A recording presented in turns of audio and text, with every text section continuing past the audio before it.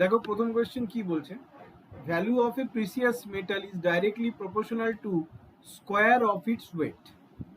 তাহলে কি বলছে,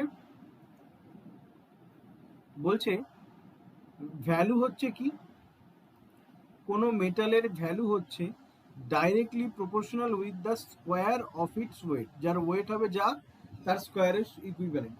if it is divided in 3 pieces with weights in the ratio 3:2:5 হ্যাঁ, তাহলে তোমার কাছে একটা মেটাল ছিল, সেটাকে ভেঙে 3টে টুকরো করা হলো। কি কি টুকরো? 3:2:5।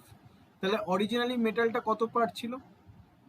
অরিজিনালি মেটালটা ছিল 10 পার্টের, 10 ইউনিটের, যার ফলে তার লস হয়েছে 7,750 টাকা। Find the original value of the metal. তাহলে অরিজিনালি কত ভ্যালু ছিল? তাহলে দেখো, যদি অরিজিনাল ওয়েটই থাকতো তবে তার দাম হতো কত? 10 স্কোয়ার 100। যদি অরিজিনালি থাকতো, এবার ভাঙার পরে তার দাম কত হচ্ছে? 9, 4, 25। তাহলে টোটাল দাম কত হচ্ছে? 25 আর 4 29, 38, 38 ইউনিট। কত লস হচ্ছে? 62 ইউনিটের লস হচ্ছে। এখানে কত লস বলেছে? 7750। কাটাকুটি করো, কাটাকুটি করলে 1 ঘর দাও, 5 ঘর, 1 ঘর, 5 ঘর। এবার কত দেবে? 7 ঘর দাও, না 642 বেশি হয়ে যাবে, 3 6 18, 2 ঘর দাও, 2 দুগুণে 4, 6 দুগুণে 12, 1 ঘর, 3 ঘর, 0। এবার 5 ঘর দাও, তাহলে 1 ইউনিটের ভ্যালু কত? 125। 1 ইউনিটের ভ্যালু বেরিয়ে গেল তোমার 125 ইউনিট। তোমাকে জিজ্ঞেস করেছে যে অরিজিনালি কত দাম ছিল, তাহলে 100-র সঙ্গে গুণ করে দাও, তাহলে 12500 ইজ ইউর অ্যান্সার। বলো বুঝতে পেরেছো? দেখো কি বলছে next question, the period of pendulum is directly proportional to the square root of length of the string। তাহলে যে পিরিয়ডটা হচ্ছে পেন্ডুলামের, সেটা কি বলছে? Square root of the length of the string এর প্রপোর্শনে হচ্ছে। তাহলে কোনো কিছু প্রপোর্শনে থাকা মানে কি? কোনো কিছু প্রপোর্শনে থাকা মানে P1/P2 equals to root over of L1/L2। কোনো কিছু প্রপোর্শনে থাকা মানে এইটা। The period of such pendulum of length 25 centimeter is 30 minutes। তাহলে L1 এর ভ্যালু কত? 25। পিরিয়ড মানে কত? পিরিয়ড মানে time, 30 minute. Find the length of the string of the pendulum if it is 48। তাহলে P2 এর ভ্যালু তোমাকে কত বলে দিচ্ছে? 48। এবার এটাকে যদি তুমি ভাঙো তাহলে কত বেরোবে? 5। 5 দিয়ে যদি তুমি এটাকে কাটো কত আসবে? 6। 6 দিয়ে এটাকে কাটলে কত আসবে? 8। তাহলে root over of L2 equals to কত? 8। তাহলে L2 ইকুয়ালস টু কত? 64। समझे? দেখো নেক্সট কোয়েশ্চেন কি বলছে, two candles of same height. দুটো ক্যান্ডেলস আছে সেম হাইটের, ঠিক আছে? কি বলছে? First candle ends in 6 minute. এই প্রথম ক্যান্ডেলটা 6 মিনিটে শেষ হয়ে যায়। And second candle ends in 8 minute. সেকেন্ড ক্যান্ডেলটা 8 মিনিটে শেষ হয়। Assuming that each candle burn at constant, মানে দুজনের এফিসিয়েন্সি আলাদা, বাট যে এফিসিয়েন্সিতে তারা কাজ করছে সেই এফিসিয়েন্সিতেই বজায় থাকে, ঠিক আছে? In how many minutes after being lighted was the first candle will be 1/3 of the height of the second candle. কত সময় পরে প্রথম ক্যান্ডেল যেটা তাড়াতাড়ি শেষ হয়ে যাচ্ছে সেটা 1/3 হবে সেকেন্ড ক্যান্ডেলের হাইট। কত সময় পরে? তবে আমি একটা কাজ করি, আমি আগে দুজনের হাইট সেম ধরে নিই, একটা অ্যাজিউম করে নিই। কি করে অ্যাজিউম করব? মনের মতো করে না। এখানে প্রথম ক্যান্ডেলটা শেষ হয় কত মিনিটে? 6 মিনিটে। সেকেন্ড ক্যান্ডেলটা শেষ হয় কত মিনিটে? 8 মিনিটে। আমি এদের এলসিএম নেব। এলসিএম নিয়ে ধরলাম দুজনের লেন্থই হচ্ছে 24 সেন্টিমিটার। দুজনেরই লেন্থ 24 সেন্টিমিটার। তাহলে এর এফিসিয়েন্সি কত? 4 মিনিট করে সে লেন্থ খরচ করছে পার মিনিট, আর এ হচ্ছে 3, মানে 3 করে সে গলে যাচ্ছে পার মিনিট, 3 ইউনিট করে গলছে পার মিনিট। ঠিক আছে, এবার দুটোর এটার প্রথমটার ক্ষেত্রে আমি ধরলাম 24, 1 মিনিট পরে এটা কত হয়ে গেল? 20, 1 মিনিট পরে এটা কত হয়ে গেল? 16, আরো 1 মিনিট পরে কত হয়ে গেল? 12, এরকম করে করে কমতে থাকছে। আর সেকেন্ড ক্যান্ডেলটা কি হচ্ছে? 1 মিনিট পরে কত হয়ে গেল? 21, 1 মিনিট পরে কত হয়ে গেল? 18, 1 মিনিট পরে কত হয়ে গেল? 15, এরকম করে করে কমতে থাকছে। তাহলে এইভাবে কমতে কমতে ফার্স্ট ক্যান্ডেলটা কত সময় পরে সেকেন্ড ক্যান্ডেলের 3 ভাগ হবে, এক ভাগ হবে, 3 ভাগের 1 ভাগ হবে। ঠিক আছে, তবে যদি প্রত্যেক মিনিটে 4 ইউনিট করে তোমার ক্যান্ডেলটা বুঝে মানে গলতে থাকে, মেল্ট করে, 4 ইউনিট করে যদি ক্যান্ডেলটা মেল্ট করে, তাহলে টি টাইম পরে কত মেল্ট করবে? 40 ইউনিট মেল্ট করবে। টি টাইম পরে কত ইউনিট মেল্ট করবে? 40 ইউনিট মেল্ট করবে। তাহলে 24 থেকে এখন কমে কত হচ্ছে? 24 থেকে কত কমছে? 40 ইউনিট। আর 24 থেকে যদি 3 মিনিট অন্তর অন্তর 1 মিনিট অন্তর অন্তর 3 ইউনিট করে যদি মেল্ট করে সেকেন্ড ক্যান্ডেলটা, তাহলে টি টাইম পরে কত মেল্ট করবে? 3 ইউনিট মেল্ট করবে।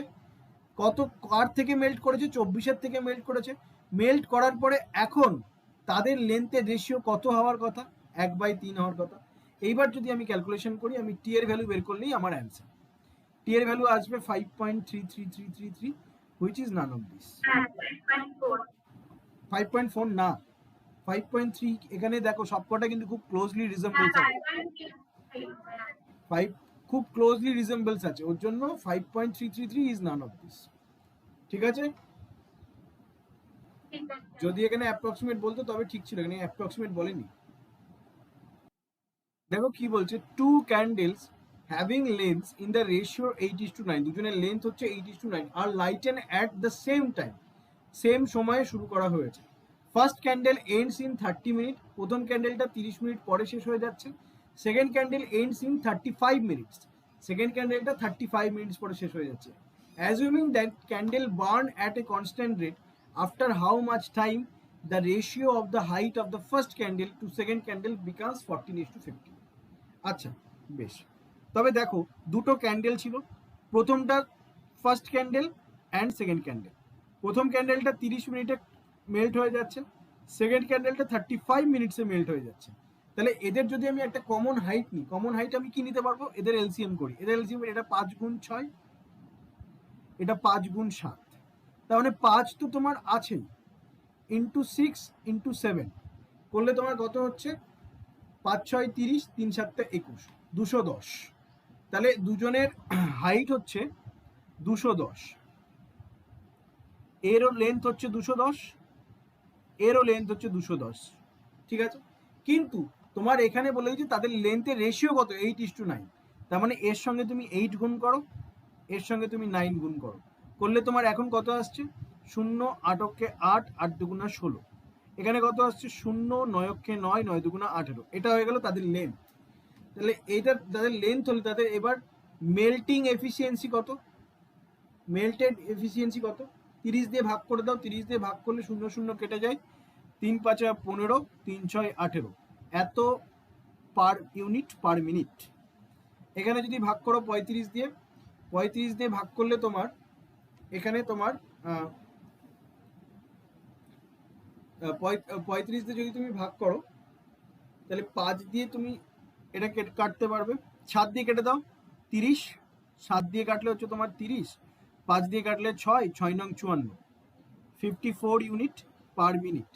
কি করলাম? এই 5 গুণ 7 মানে এই 35, এইটা দিয়ে 5 গুণ 7কে ভাগ করে দিলাম, 7 দিয়ে কাটলে 30, 5 6 30, ঠিক আছে, 6 নং 54, 54 ইউনিট পার মিনিট। মানে তাড়াতাড়ি গলবে কে? তাড়াতাড়ি গলবে ফার্স্ট ক্যান্ডেলটা, সেটাই বলা আছে।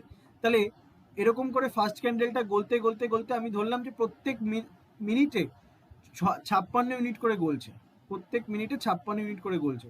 তাহলে তোমার আফটার টি মিনিটস কত ইউনিট গলবে?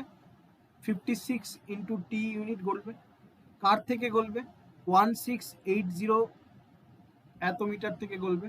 আর সেকেন্ডেরটা আফটার টি মিনিটস কত ইউনিট গলবে? 54 into T minutes গলবে। কার থেকে গলবে? 1890 থেকে গলবে। এখন ফাইনালি তাদের রেশিও কত হয়ে যাবে? 14/15। এখান থেকে টি এর ভ্যালু বার করবে, তোমাদের অ্যান্সার। আমি বলে দিচ্ছি টি এর ভ্যালু কত, বাড়ি বসে ওটা ক্যালকুলেট করবে।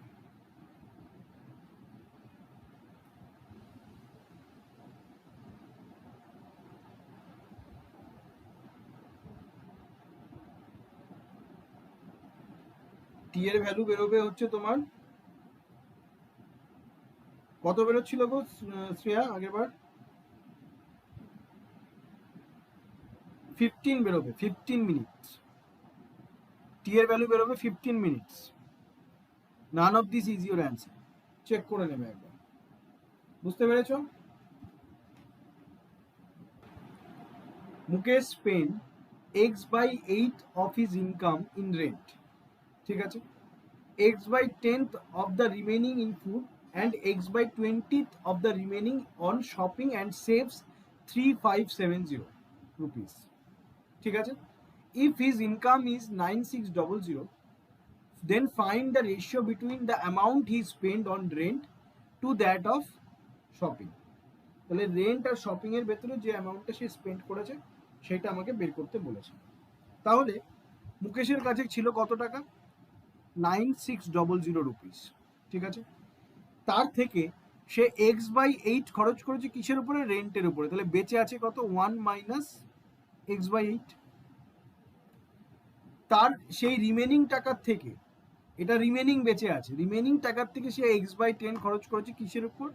ফুডের উপর। বেঁচে আছে কত? 1 মাইনাস x/10। সেই রিমেনিং টাকার থেকে সে x/20 কিসে খরচ করেছে? শপিংয়ে। শপিং হচ্ছে 1 মাইনাস x/20 করে তার কাছে এখন বেঁচে আছে 3570 রুপিস। বলো বোঝা গেছে এইটুকুনি? তাহলে এবার যদি তুমি কাটাকুটি করো,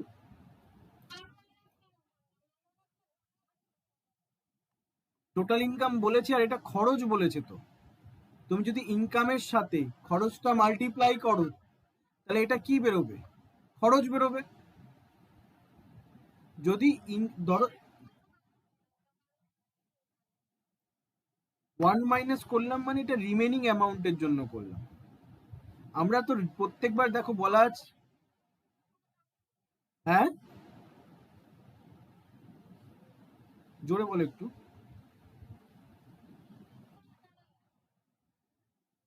বুঝছো না আমার কথাটা? ধরো একজন দোকানদারের কাছে 100 টাকা আছে, আমার কাছে 100 টাকা আছে, আমি বাজারে গিয়ে এই 100 12.5% খরচ করেছি। এখন আমার কাছে বেঁচে আছে কত? আমি কি করে বার করব? আমি এইভাবেই তো বার করব, 100 1 মাইনাস 1/8 এই করেই তো বার করব। এটাই তো আলটিমেটলি আসে 7/8, এটাই তো আসে 7/8।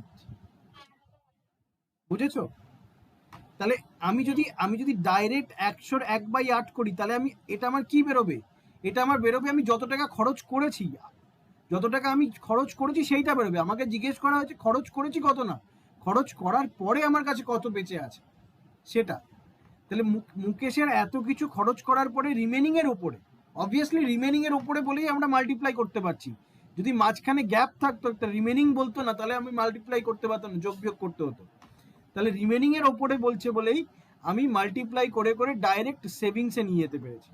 বলো বুঝতে পেরেছো এবার আমার কথা? Clear cut? তাহলে এবার এই শূন্য কেটে দাও। 7 দিয়ে কাটা যাচ্ছে? 7 বারং 84, 7 দিয়ে যাচ্ছে না,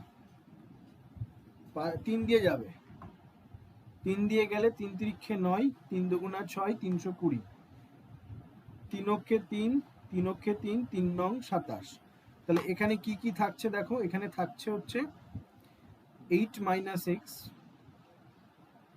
by 8 into 10 minus x by 10 into 20 minus x by 20 equals to 119 by 320. এই জিরো কেটে গেল, এই দিয়ে এটাকে কেটে দাও 16, এটাকে কেটে দাও 5, এটাকে করে দাও 8, 8 কেটে গেল, তাহলে থাকছে কত? 8 minus x into 10 minus x into 20 minus x equals to 5 19 95 5 আর থাকছে 9, 5 কে 5, 5 আর 9 14, 145। এইটা আমার কাছে থাকছে, তাই তো? আমার কাছে কত থাকছে? সরি, 5 19 95 5 আর হচ্ছে 9, 595 না, 595, সরি।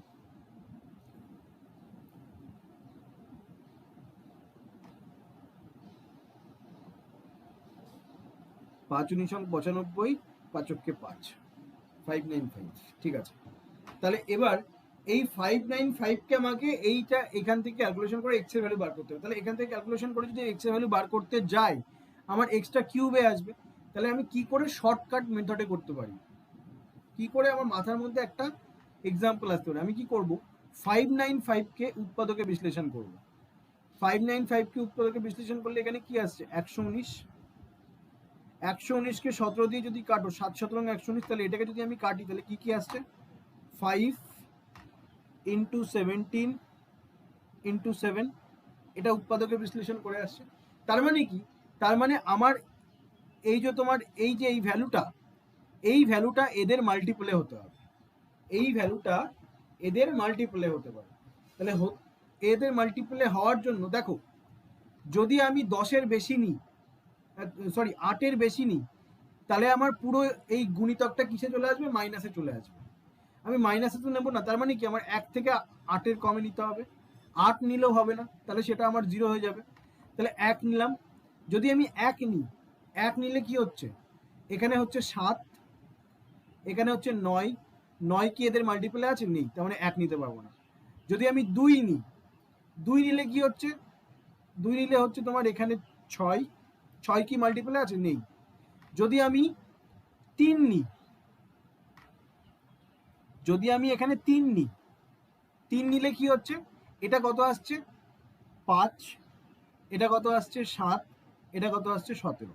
তার মানে যদি আমি x এর ভ্যালু যদি আমি 3 ধরি, তাহলে এইটা মাল্টিপলে চলে আসছে, পুরোটাই মাল্টিপলে চলে আসছে, 5 into 7 into 17।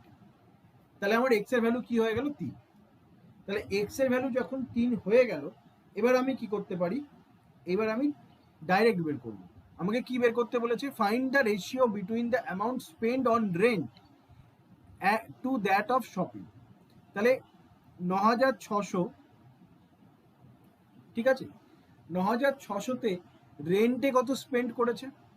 রেন্টে স্পেন্ড করেছে x/8, তার মানে 3/8, 9600 ইন্টু 3/8 ইস টু, আর কিসে স্পেন্ড করেছে? আর স্পেন্ড করেছে spend amount spend on rent to that of shopping, to that of shopping. এবার শপিংয়ে কত করেছে? শপিংয়ে করেছে সবার লাস্টে। শপিংয়ে সবার যদি লাস্টে করে, তাহলে এটা হয়ে যাবে 9600। এরপরে x/8 মানে 3/8 তোমার কি করেছে? রেন্টে খরচ করেছে। রেন্টে খরচ করার পরে বেঁচে কত আছে? 5/8 ইন্টু, এরপরে রিমেনিং টাকার থেকে কিসে খরচ করেছে? ফুডে খরচ করেছে। কত? 3/10। 3/10 যদি ফুডে খরচ করে থাকে, তাহলে বেঁচে কত আছে? 7/10। এবার রিমেনিং টাকা যেটা বেঁচে আছে, ওর থেকে তোমার শপিং এ খরচ করেছে কত? 3/20। এইবার আমি লিখবো 3/20, কারণ আমাকে স্পেন্ডিং জিজ্ঞেস করেছে।